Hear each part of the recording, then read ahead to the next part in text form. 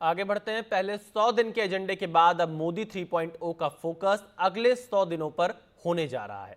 उच्च पदस्थ सूत्रों के अनुसार सरकार का इंफ्रास्ट्रक्चर पर खास तौर से ध्यान होगा। पहले 100 दिनों में 15 लाख करोड़ की योजनाओं का ऐलान किया गया है और अब अगले 100 दिनों में भी सरकार इसी तरह बड़ी योजनाओं और परियोजनाओं की घोषणा करेगी।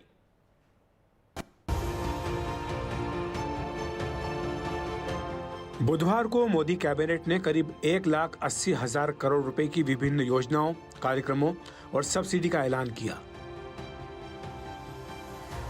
हालांकि एक देश एक चुनाव के शोर में यह बात दब गई, लेकिन सरकारी सूत्र इशारा कर रहे हैं कि लाखों करोड़ों के फैसले करने की ये रफ्तार आगे वाले 100 दिनों में और तेज होगी।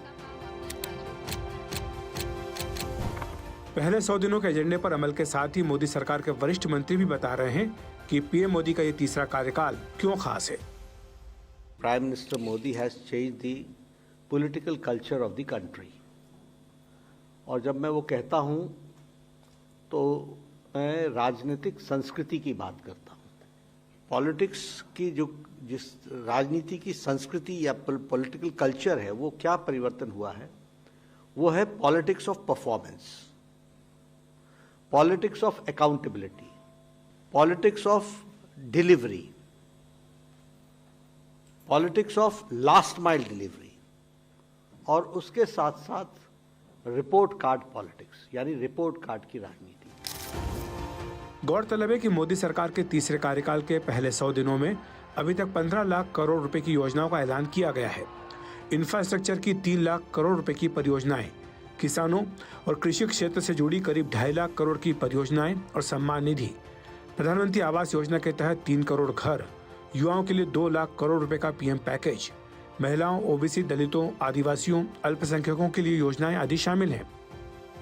कि 10 साल में देश की बाहरी सुरक्षा, देश की आंतरिक सुरक्षा और देश की रक्षा प्रणाली, इसको मजबूत कर एक सुरक्षित भारत बनाने में नरेंद्र मोदी सरकार ने बहुत बड़ी सफलता मोदी जी के नेतृत्व में प्राप्त की है। 100 दिन में लगभग 15 लाख करोड़ रुपए की परियोजनाओं को चालू किया गया है। अब सरकार अगले 100 दिनों के लिए भी इसी तरह की करीब 15 लाख करोड़ रुपए की योजनाएं घोषित करेगी। सूत्रों के मुताबिक आर्थिक विकास और निवेश में बढ़ोतरी के लिए कई महत्वपूर्ण ऐलान होंगे। इंफ्रास्ट्रक्चर पर जोर देना जारी रहेगा। पर्यटन उद्योग को बढ़ावा देने के लिए बड़े कदम उठाए जाएंगे। तकनीकी और चिकित्सा शिक्षा के लिए बड़े ऐलान हो सकते हैं। साथ ही किसान, गरीब, मजदूरों के लिए कल्याण के और बड़े कदम उठाए जाएंगे। पीएम मोदी कह चुके हैं कि वे अपने तीसरे कार्यकाल में 3 गुना अधिक रफ्तार से फैसले करेंगे। पहले 100 दिनों में फैसलों की रफ्तार ये बता भी रही है। दिल्ली में अखिलेश शर्मा, एनडीटीवी इंडिया।